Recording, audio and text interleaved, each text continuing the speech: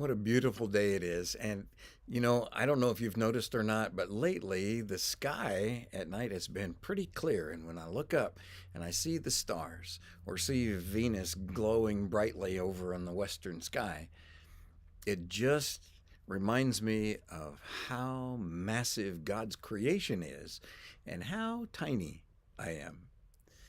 And Paul had a tremendous reputation growing up in Jerusalem and the surrounding area, Tarsus, and then landing in Jerusalem as a rising political star. This Saul of Tarsus was well educated in one of the best schools available in the world, School of Gamaliel, and he had an expansive vocabulary. He had a very complicated thought process. The way his mind worked was at a higher level than most of us, I think. When you read the sentences that he wrote down, they're pretty complicated. But when he wrote to the church in Corinth, he said, "When I came to you, brothers, I did not come with superiority of speech or of wisdom, proclaiming to you the testimony of God. For I determined to know nothing among you except Christ, or Jesus Christ, and Him crucified." This goal was, I'm sure, emphasized by the thorn in the flesh that God had sent to keep Paul humble. He had an amazing education. He had superiority of philosophical training, of vocabulary learning, all kinds of abilities. But he said, I didn't come to you with superiority of wisdom or my vocabulary or speech.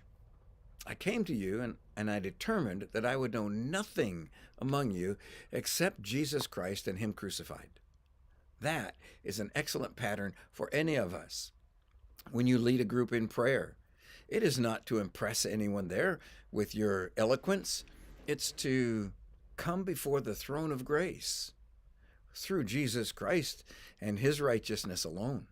It's not the preacher's job to make himself look intelligent. Rather, it's his job to present the word humbly. We don't come with superiority of our experience or our education. The power is not in the speaker. The power is in what is spoken. It's in the word. The power, the presence is not in the one who leads in prayer or leads in teaching or leads in preaching. The presence of Christ is there in the scriptures, in the text, in the word. So as you present the good news to family or friends, co-workers, neighbors, enemies, don't approach it with, boy, I want them to think I'm a good speaker, or I want them to think I know everything that they could ask. Rather, let's approach this humbly and present Jesus Christ, what we know about Jesus and Him crucified and Him buried and Him resurrected and Him ascended and Him returning to take us home with Him. That is the simple, powerful gospel. In Romans, we read where Paul said, I'm not ashamed of the gospel of Christ, for it is the power of God unto salvation to the Jew first, and also to the Gentile.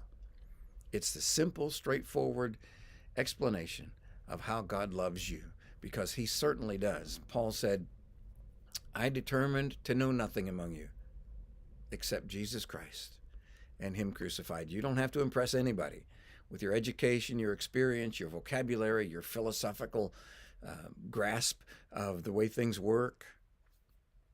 You present Jesus, the love of God in flesh. Present the good news, the love of God in word, and revel yourself in the fact that God loves you. And I get to remind you again today that God loves you. And He always will, no matter what. No matter what you do, God will love you. His blessings are at His table. His blessings are within His household. You can choose to remove yourself from his table. You can choose to remove yourself from his household. But that will not change the way he loves you. And if you have chosen to remove yourself from his table, if you've chosen to separate yourself from his household, he is longing for you to come back.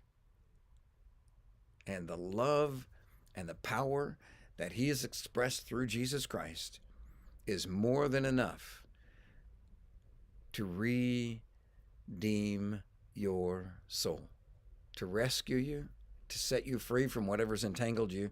So come back, because God loves you. And when you get back, you'll recognize that we love you too. God bless you.